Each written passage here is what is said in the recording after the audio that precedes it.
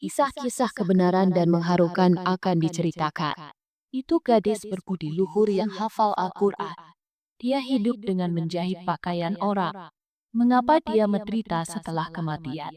Semua orang tercengang mengetahui keadaan kuburnya, karena dia sangat baik. Ketika orang bersikeras, Ibu mengatakan yang sebenarnya tentang gadis ini. Jadi, mengetahui hal ini, semua orang terkejut. Jadi ini permintaannya. Pastikan untuk menonton video ini sampai akhir, karena banyak wanita yang menjahit pakaian. Waktu membuat kesalahan seperti itu. Kisah hari ini sangat instruktif dan khususnya bagi para wanita dan pria ini. jahitan yang berfungsi seperti sulaman. Karena tanpa sadar mereka melakukan dosa seperti itu. Karena itu mereka mungkin menghadapi hukuman berat. Seorang gadis bernama Fatima di daerah terpencil di kota yang sama. Dia tinggal bersama ibunya. Ayahnya telah meninggal. Ibu Fatima membuat Fatima menghafal Al-Quran dan memberikan pendidikan sekolah. Dan menjahit juga diajarkan. Sehingga dengan menjahit baju orang, delel, jika tidak ada yang lain, Anda bisa makan dan minum di rumah. Artinya ibu dan putrinya boleh makan 2 kali sehari. Fatima adalah gadis pekerja keras. Dia punya beberapa prinsip. Dari mana dia tidak pernah mundur. Sudah berapa lama 2 wanita duduk di sebelahnya? Berulang kali, istilah itu dilakukan untuk menjahit pakaian. Tapi Fatima menjawabnya dengan belaka. Bahwa dia tidak bisa menjahit pakaian mereka. Para wanita itu kembali berdoa untuk Fatima. Iya Fatima, jangan niat Pak. Kami jahit pakaian semua orang. Dan Anda pamukannya dengan sangat baik. Pakaian kami juga menjual 2 pakaian yang sangat mahal. Kami tidak ingin siapa pakaian kami tidak mempikasi. Anda takut bahwa wanita pelanggan membeli pakaian dari Anda. Anda sangat baik dengan harga murah. Pakaiannya juga tampak bagus untuk dikenakan. Kata Fatima, tapi desain yang kamu bicarakan, jangan menjahit pakaian seperti itu. Lengan penuh akan terlihat dalam pakaian ini. Desain salwarnya akan sama. Itu akan menunjukkan kaki di atas tulang kering. Coba bagaimana saya bisa menjual pakaian seperti itu. Fatima dengan tegas menolak mengatakan ini. Kata wanita itu, Bukannya memberimu 600 jahitan, akan menjahit 1000 pasang. Kami menyukai jahitan tangan Anda. Anda bekerja dengan sangat cerdas. Fatima berdiri dan berkata tidak. Baji aku tidak akan menjahit. Dan kemudian dia pergi ke dapurnya. Ibu Fatima meminta maaf kepada kedua wanita ini karena malu. Dan mulai berkata, putriku punya sedikit penglihatan. Karena itu dia tidak memakai pakaian seperti itu. Setelah kedua wanita itu pergi, Ibu Fatima berkata kepada Fatima, putriku, mengapa kamu memaksakan penghidupan? lagi pula, kenapa kamu tidak mau menjahit pakaian? Tidak ada uang yang akan datang. Kata Fatima, Ama tidak bisa menjual pakaian tidak senonoh itu kepada siapapun. Mengatakan ini, Fatima sambil mengatur dupatanya. Pergi berwudu. Dan ibunya juga Tatia. Kapanpun dia berbicara dengan Fatima. Jadi dia biasa memberikan jawaban serupa. Dia sangat mencintai putrinya. Ibunya dulu bekerja di rumah orang. Dan putrinya bekerja keras di rumah sambil melakukannya. Fatima membuat seluruh mas kawinnya. Kemudian ibu Fatima melihat seorang anak laki-laki yang baik menikah dengan Fatima. Anak laki-laki itu pasti miskin. Tapi dia dulu sangat menghormati Fatima. Ibu Fatima mengatakan ini sambil memperbaiki pernikahannya. Bahwa saya tidak mendapat dukungan. Oleh karena itu, selain putriku, aku akan menjaga putri dan menantuku di rumahku. Mereka juga setuju. Dengan cara ini, Fatima mulai tinggal di rumah ibunya lagi setelah menikah. Suaminya mendapat uang sebanyak itu. Tapi tinggal di rumah masih sulit. Fatima harus menjahit pakaian. Waktu berlalu seperti ini. Fatima hamil. Mereka kesulitan menjahit pakaian dari Fatima. Sementara itu, Fatima mendapat kabar baik ini. Dan sang suami pulang dari sini dan memberitahuku. Dia telah dipecat. Fatimah mulai menangis setelah mendengar ini. Apa yang akan terjadi padaku sekarang? Aku akan menjahit pakaian bahkan dalam situasi seperti ini. Tidak bisakah aku bersantai? Meskipun suami Fatimah sangat menyayangi Fatimah saat dia duduk untuk menjahit pakaian, jadi dia akan membuatkan teh untuk Fatimah. Terkadang dia biasa memasak dan bekerja di luar. Ini Fatimah sering bertengkar dengan suaminya soal pekerjaan. Dia mulai berperilaku buruk dengan suaminya dan mulai menggunakan bahasa yang buruk saat sang suami duduk untuk makan. Jadi dia akan mengatakannya dari depan. Usul dari hasil pekerjaan. Orang Malang itu akan makan dua dan bangun dan keluar. Meskipun dia juga pergi mencari pekerjaan setiap hari. Dan ini adalah kehendak Allah. Bahwa dia tidak mendapatkan pekerjaan. Dengan melakukan itu, harinya akhirnya tiba. Bahwa seorang anak perempuan lahir di rumah Fatimah. Suami Fatimah dan ibu Fatimah Sangat senang melihat bayi tersebut. Suami Fatimah masih anak-anak. Dia dengan senang hati membagikan adven dari rumah ke rumah. Sementara itu, suami Fatimah mendapat kabar gembira akan Tairat Wai Papuan. Tata kerjaan suami Fatimah pun dimulai, di mana suami Fatimah mendapat pekerjaan. Kontraktornya Sangarita, berlaku pasar terhadap para pekerja. Dia sangat dikaitkan. Orang-orang tutupnya di bawah kanan. Dan sekali dia menganiaya para pekerja. Sementara itu, rumah Fatimah semakin sulit saat putrinya sudah besar nanti. Jadi Fatimah memulai syaratnya lagi agar biaya putrinya bisa tercukupi. Wanita manapun yang menjahit pakaian, kain yang tersisa dari pakaian mereka, wanita-wanita itu akan memberikannya padanya. Dengan kain yang sama, dia akan menjahit rok kecil putrinya. Dan dia akan memakainya dengan cara yang sama.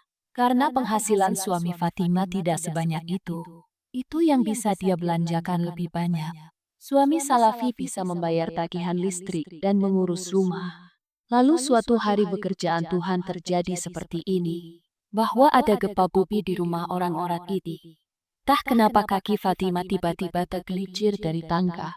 Dan jatuh dari tangga pertama sampai ke tangga terakhir. Begitu banyak darah mengalir dari kepalanya. Ibu Fatimah mulai menangis. Seluruh lingkungan berkumpul di rumah mereka. Suami Fatimah diberitahu dengan cepat. Saat itu hari Jumat. Dan suami Fatimah sedang bekerja hari ini. Uang ekstra itu akan didapat. Saya akan membeli mainan untuk putri saya. Tidak ada bekerja lain yang bekerja di sana hari itu. Ketika suami Fatimah menerima kabar seperti itu tentang istrinya, begitu cepat, secara membabi buta, dia mengunci kuncinya dan berlari kembali ke rumah. Dia memasukkan kunci ke dalam sakunya. El sikta pular gidose.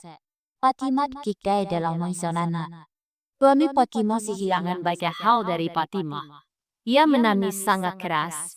Dan ibu Fatimah juga menangis sejadi-jadinya. Suami Fatimah semakin menangis. Apa yang akan terjadi pada gadis kecilnya Ilu?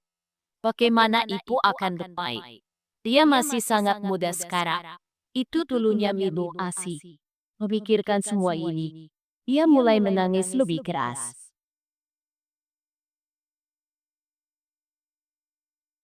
Semua orang mulai menyesali kematian mendadak Fatimah. Siapa yang tahu, seorang gadis muda akan pergi dengan tenang di masa mudanya. Semua orang biasa bernyanyi tentang kebaikan Fatimah. Semua orang tahu betapa baik dan perhatiannya dia kepada semua orang. Semua orang mengaguminya. Ibu dan suami Fatimah berada dalam situasi yang buruk. Mereka berdua diliputi kesedihan. Maka waktu penguburan sudah dekat dan pemakaman Fatimah pun dimulai. Fatimah dibawa ke pemakaman terdekat dan dikuburkan. Saat menguburkannya, suaminya mendarat di dalam kubur. Dan pada saat yang sama, kunci-kunci itu keluar dari sakunya dan jatuh ke dalam kubur. Tepat dia pulang kerja tak kunci. Suaminya tidak tahu bahwa dia kembali ke rumah. Di malam hari, semua orang pulang ke rumah masing-masing. Setelah semua orang pergi, rumah itu benar-benar kosong. Mesin jahit Fatimah diletakkan di depan. Melihat ibunya menangis lagi dan lagi, karena dia sedih menjadi janda dulu, dan sekarang putrinya sudah tiada dan masih kecil. Kesedihan cucu karena ditinggal sendirian menyiksanya lagi dan lagi. Suami Fatima merawat ibu dan pangkuan Fatima. Putrinya juga sedang duduk, tapi seorang ibu harus diumumkan. Putri yang muncul sebagai lengan ibunya. Dia pergi begitu tiba-tiba. Ibu Fatima tidak dapat mempercayainya. Inilah yang dikatakan Ibu Fatima. Putriku baru saja menjahit pakaian. Apa yang terjadi dengan sebuah ini? Ibunya tidak percaya sama sekali. Wah, ya kini telah meninggalkan.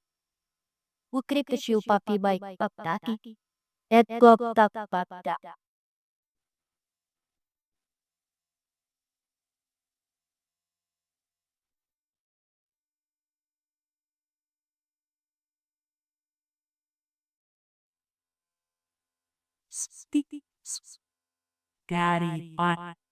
Tu suami Fatima menyentuh sakunya. Jadi tidak ada kunci di sakunya. Ia bertanya-tanya kemana kuncinya pergi. Setelah banyak pemikiran, ia menyimpan kunci di sakunya. Ibu Fatima pun melihat wajah khawatir menantunya. Ya, Furkan. Ada apa, nak? Furkan.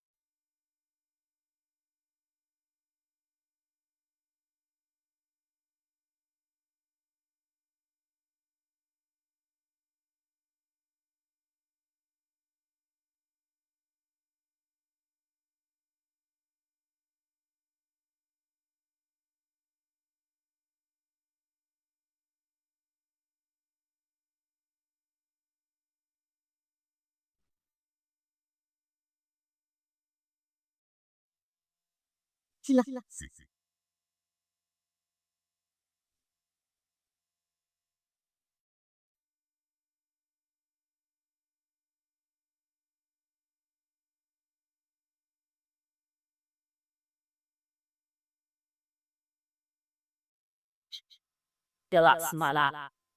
Saya memulai bekerja di pagi hari pada season pekerjaan. Kita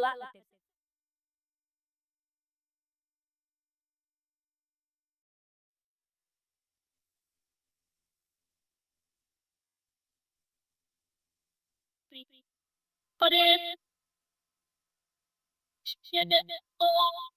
kelabannya menitonan. Bumbura saat semalam. Dan Putri Fatima masih tidur. Oh my God.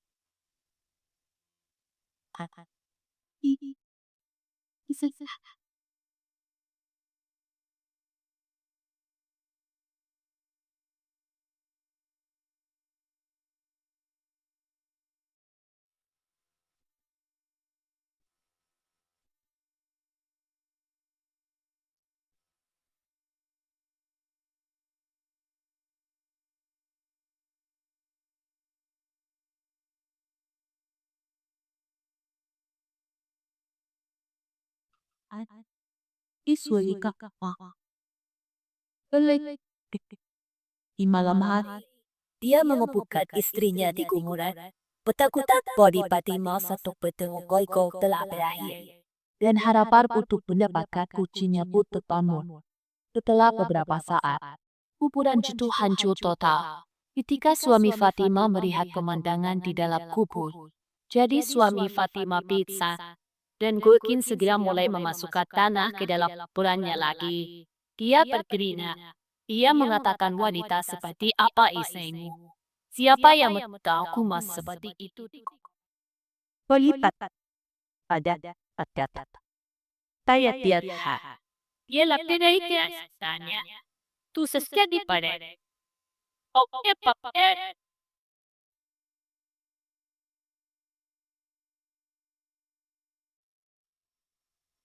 Karena dia semenjak payah dilakukan mendapat hukuman yang begitu besar. God kata, kamu mengaduk kuncinya dengan cara lain. Sangat sulit menemukan kunci di dalam kubur. Dan Anda sendiri melihat bahwa hukuman ini tidak berakhir. Dan carilah taubat atas nama dia dalam kondisi apa dia. Dan jika ada dosa seperti itu, dia telah melakukannya dalam hidupnya. maka cari tahulah agar dimaafkan. Furkan pulang ke rumah sambil menangis. Ibu Fatima melihatnya dan berkata, "Kemana saja kamu selama ini? Sejak kapan aku mengkhawatirkan?" Furkan duduk di kaki Ibu Fatima dan berkata, kedamaian Tiongkokku tergantung." Dan dia masih gemetar hebat. Ibu Fatima mulai bertanya, "Nah, beritahu aku apa yang terjadi. Di mana kamu sampai malam?" Furkan mengatakan bahwa dia pergi ke kuburan untuk mencari kunci. Tapi pemandangan yang saya lihat ketika saya pergi ke sana. Setelah itu saya mungkin tidak bisa bernapas lega seumur hidup. Ibu Fatima juga ketakutan. Dan mereka berkata, "Jangan pecahkan teka-teki. Furkan ceritakan padaku apa yang terjadi." lalu Furkan menyuruh sambil menangis. Saat itulah kuburan Fatima digali. Karena kuncinya harus ditemukan. Jadi, melihat pemandangan kuburan itu, saya terpesona. Wanita baik seperti Amma Fatima dihukum berat. Aku tidak bisa memberitahu. Bibir Fatima terbakar, dan dia berteriak sangat keras. Saya mencoba memadamkan api dan saya melihat bibir hitamnya. Siapa yang telah tumbuh begitu besar hingga bisa digantung? Sedangkan bagian tubuh lainnya aman. Apinya pada beberapa saat lalu berkobar lagi. Awalnya saya tidak mengerti. Ini adalah hukuman dari Tuhan, tapi Gorky memberitahuku bahwa hukuman ini bersifat ilahi. Furkan mulai menangis dan berkata hanya bibirnya saja yang dicilat. Amma tidak mengerti kenapa bibirnya terbakar. Dia selalu menyebut Allah dengan bibir itu. Dia tidak pernah menyakiti siapapun dengan bibir itu. Dia wanita yang baik. Ibu Fatima dan suaminya terus menangis seperti ini sepanjang malam. Dan teruslah berdoa kepada Allah Subhanahu wa Ta'ala memohon ampunan Fatima. Adsan subuh, Iqadishma mulai kumandang. Ceritakan semuanya kepada imam masjid dengan tenang. Dan cari tahu ada apa. Mengapa ini terjadi pada putriku? Apakah dia melakukan kesalahan? Imam Sahib adalah orang yang sangat baik dan dewasa. Pasti mereka akan membantu kita. Furkan juga menganggap ini pantas. Jika ada yang bisa memberitahu saya solusi untuk masalah ini, jadi dialah imamnya. Ketika Furkan pergi sholat, dia menghentikan imam masjid setelah sholat dan menangisi mereka dalam kesendirian. Setelah kedengar semuanya, mereka mulai berkata, "Saya ingin bertemu Ibu Fatima." Furkan membawa Imam Sahib ke rumahnya dan mempertemukannya dengan Ibu Fatima. Imam Sahib mulai bertanya, "Amma, beritahu aku, Fatima tidak menggoda siapapun atau dosa apapun yang dilakukan melalui mulutnya." Ibu Fatima berkata, "Tidak, putriku hanya biasa menjahit. Katanya dia punya cukup waktu untuk pergi ke lingkungan ini atau hubungi teman Anda." Setelah mendengar hal ini, Imam Sahib menanyakan pertanyaan seperti itu yang mengejutkan Ibu Fatima. Imam Sahib berkata bahwa Fatima dulunya menjaga amanah seseorang. Artinya, sisa kain apapun pada sepasang. Place delo. Ibu Fatima mulai berkata, Fatima biasa mengembalikan semua sisa pakaian dan benangnya, dan kain yang dia inginkan. Dia biasa bertanya. Imam Sahib berkata, anggaplah kesalahan seperti itu bisa terjadi, karena itu mulutnya tersiksa. Tapi tetap saja dia tanpa sadar adalah seseorang. Apa dosanya? Dalam hal merwaliat, kami mempertanyakan dengan sangat ketat, akan menghadapi jawabannya. Saya pikir ada masalah kepercayaan di sini, karena kebaikan Putri Fatima. Saya sendiri Makrab karena Imam Sahib juga mengenal Fatima dengan baik. Fatima menghafal Al-Quran bersama mereka. Bisa kata, Bibi masih belum punya anak berkat. pikirkan sesuatu yang biasa dia lakukan. Dan kebiasaan ini harusnya ada hubungannya dengan bibir Fatima. Ibu Fatima mulai banyak berpikir, dan saya sangat marah dengan kebiasaannya ini. Dia biasa memutuskan benang dengan mulutnya, bukan dengan gunting. Dan benang serat itu akan mengamas di mulut atau di bibir. Saya sering melihat mulut mobil gerak saat menggigitnya dengan giginya. Tapi dia tidak berhenti lagi dan lagi. Dia biasa menarik mulutnya dan mematahkannya. Dan kemudian dia mempunyai benang itu dan meludahkannya. Berkali-kali saya eksilaganya. Bahwa bibir bisa dipotong dengan cara ini. Tapi dia sudah matang dalam kutikannya. Mendengar hal ini, Imam Saim berkata, kalau begitu, hal itu bisa tadari. Hukuman itu disebabkan oleh partikel ami ini. Karena ketika Fatimah menggigil. Jadi sebelum itu dia bangun dan memurung tangga sambil menjahit pakaian. Mungkin partikel benang pada saat mata nyamannya. Anda telah bajiri celah di mulut. Dan dia terseksi oleh benang itu. Benang dengan sisa pelangang menjahit. Bahkan sebagian kecil dari kepercayaan orang ini disebutkan. Siapa yang membayar untuk menjahit pakaian? Gunakan seperti semua sisa makanan. Dan barang-barang lainnya juga harus dikembalikan. Sekiannya kalian buaya mengulang ampun dengan cara seperti ini. Dan mereka yang biasa menjahit pakaian dari Fatimah. Bicaralah dengan mereka semua dan ceritakan tentang kebiasaan Fatimah. Ya itu. Karena sangat khawatir.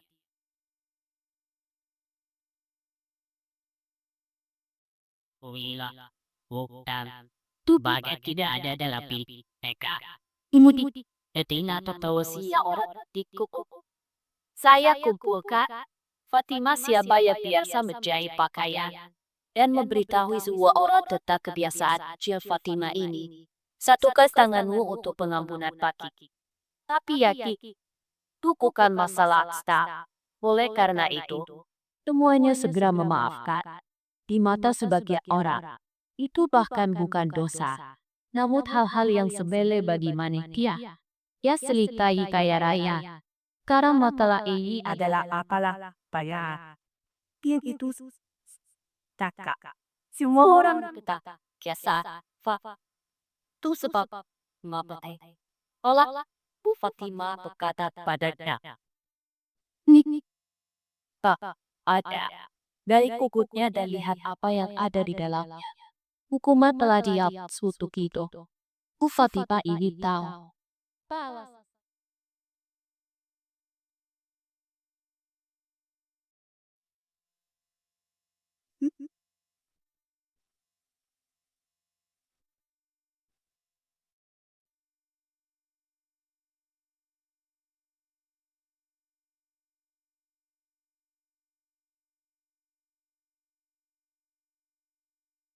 kan mau belajar itu dari sana dan menutup kuburnya kembali dan kembali ke rumah dan menceritakan keseluruhan cerita kepada Ibu Fatimah. Dia berterima kasih kepada Tuhan. Hukuman Tuhan telah dihapus dari putrinya. Dan kemudian petikuk desa mengetahuinya. Jadi semua orang terkejut. Karena kepercayaan kepada wanita yang berbudi luhur harus menanggung hukumannya. Semua penduduk desa bertobat dan meminta pengampunan. Dan kemudian semua orang mencoba memperbaiki urusan mereka. Setelah hari itu, semua orang di desa menjadi sangat khawatir terhadap amanat. Seseorang punya sesuatu tentang seseorang. Jadi dia sekali kembalikan. Patini sudah pergi, namun ibu dan suaminya pergi. Sedih, dia adalah putri Fatimah dan suami Fatimah. Dan ketiga ibu itu mengingatnya sepanjang waktu. Fatimah adalah sekutu bunga yang wanginya tersebar kepada mata. Meskipun dia telah tiada, orang-orang tidak melupakannya sama sekali. Dia ada di hati semua orang karena sikap dan perilakunya yang baik. Haji masih hidup. Dia sekarang akan berada di tempat tinggi di surga. Dia telah menjadi budak kecil. Dia telah menderita hukumannya. Itu hanya hal kecil untuk dikatakan. Seutas benda kecil untuk mematahkan mulut. Seratnya tertinggal di mulut. Yang dikunyah dan dimutahkan Fatimah. Namun hal ini sering terjadi pada wanita penjahit. Saya telah melihat banyak wanita mengeluarkan air liur dari mulutnya. Tapi apakah ada yang pernah berpikir seperti itu karena itu? Manusia harus menjawab di hadapan Allah. Bahkan benang kecil ini adalah bagian dari kepercayaan. Dan masalah ini akan masuk ke dalam kubur. Dan karena kecerobohan kini, Hukuman Tuhan akan terjadi.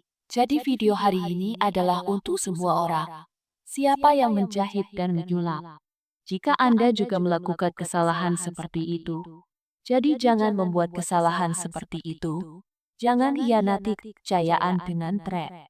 Kembalikan semuanya ke tombol. Teman-teman, semoga kalian suka dengan video kami hari ini. Jangan lupa like dan subscribe videonya dan share ke teman-teman kalian.